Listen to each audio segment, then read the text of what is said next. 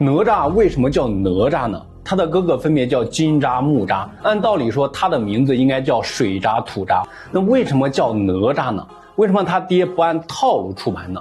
听到这个问题啊，这中间还真有原因。你单看这2个字，是不是觉得特别不符合我们中国人起名的习惯呢？事实也确实如此。而要找到这个答案呢，首先我们清楚李靖这个人的故事，因为哪吒和李靖的神话有着鸡和蛋的渊源。李靖其实也是跨国神话的产物，李靖是唐朝的名将，历史上真实存在，因为军事才能卓越，被尊称为战神。而在同一时期的异国另外一个宗教中，有另外一个神和李靖的经历相似，他就是佛教中的毗沙门天王。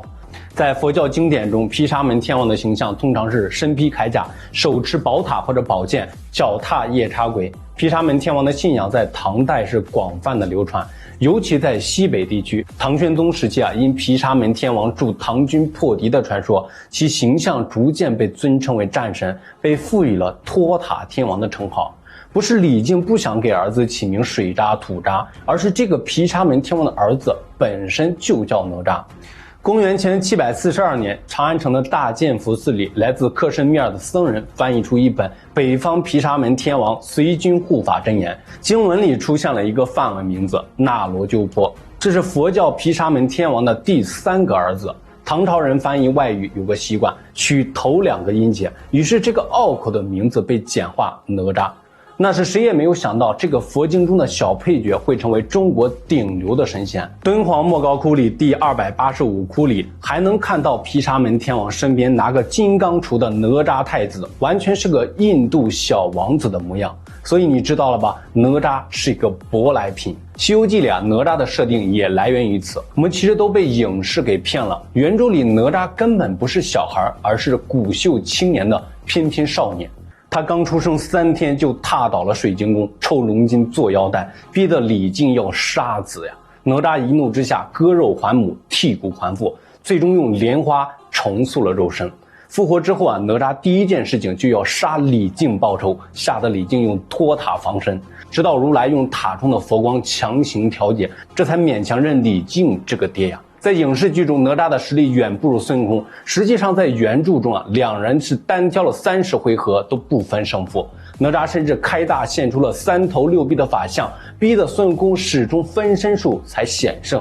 更牛的是，他的战绩单杀96洞妖魔，收复了牛魔王，镇压金臂白毛鼠，就连观音都钦点他当救兵，专治各种不服。就连如来都夸他神通广大，这牌面天庭有几个呢？看过哪吒2的都知道，哪吒死后，他的师父太乙真人用莲花将他救活。可你知道为什么哪吒必须用莲花才能复活吗？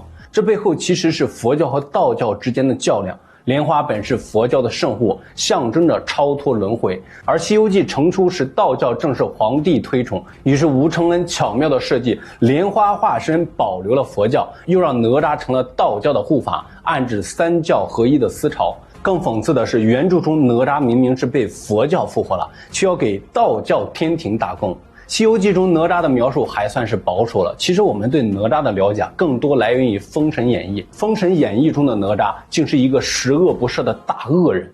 其实我们都被哪吒2的导演给骗了，哪吒根本不是一个嫉恶如仇的少年英俊，而是一个十恶不赦的大恶人，完完全全是一个一代杀神。《封神演义》中原著记载，哪吒生性顽皮，再加上他一身的法宝，属于那种天不怕地不怕的人。虽说他的父亲李靖会点法术，可真的是管不住他。于是哪吒在东海玩水的时候闯了大祸，拿着混天绫随意玩耍，因为混天绫威力巨大，稍微摆弄一下就搅得东海是天翻地覆，摇摇欲坠。夜叉前来查看，可哪吒一看夜叉模样怪异，张嘴就破口大骂。夜叉大怒，挥舞大斧奔来，哪吒二话不说，抬手就用乾坤圈把夜叉打的是脑浆四溅，还满脸嫌弃地说：“把我的乾坤圈都污了。”夜叉死后啊，龙王3太子敖丙前来质问，哪吒不但毫无歉意，还坦率地承认自己就杀了夜叉。敖丙被激怒后与哪吒打斗了起来，结果哪吒用混天绫将敖丙捆住，还用乾坤圈将他打回原形，甚至残忍地将他剥皮抽筋，之后竟带着龙筋拿回去给父亲做了腰带。一个年仅7岁的孩子做出了如此残暴之事，实在令人发指。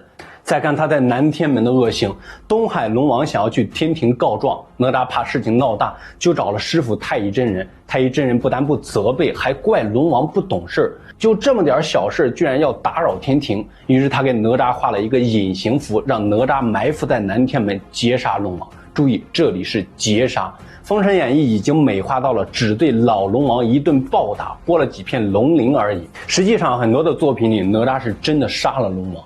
如果说这个故事都体现不出哪吒的恶，那他杀石矶娘娘的弟子是真的没法洗了。哪吒到了陈塘关城楼上纳凉，看见了震天弓和乾坤箭，就随意射了一箭，结果这一箭射进了骷髅山的白骨洞，直接射死了石矶娘娘的弟子碧云童子。石矶娘娘找到了李靖讨要说法，李靖带着哪吒去道歉，可哪吒到了地方不但毫无歉意，还趁人不备，用乾坤箭猛砸向门童彩云童子，将其打成了重伤。石矶娘娘出来怒斥，哪吒竟再次用乾坤圈打向了石矶娘娘，可惜哪吒不是石矶娘娘对手呀，最后还是太乙真人出面。太乙真人出面也是十分的不讲理，直接杀死了这个石矶娘娘。真的是有什么样的徒弟就有什么样的师傅啊，无论是谁站在了哪吒的对立面，无论对错，最后都难逃一死。说到底哪吒的形象真的是一个杀神附体的熊小孩，跟所谓的反抗父权没有任何关系，只是后来被塑造了一个少年英雄的形象，对哪吒进行了美化而已。好了，本期视频到这里就结束了，我们下期视频不见不散。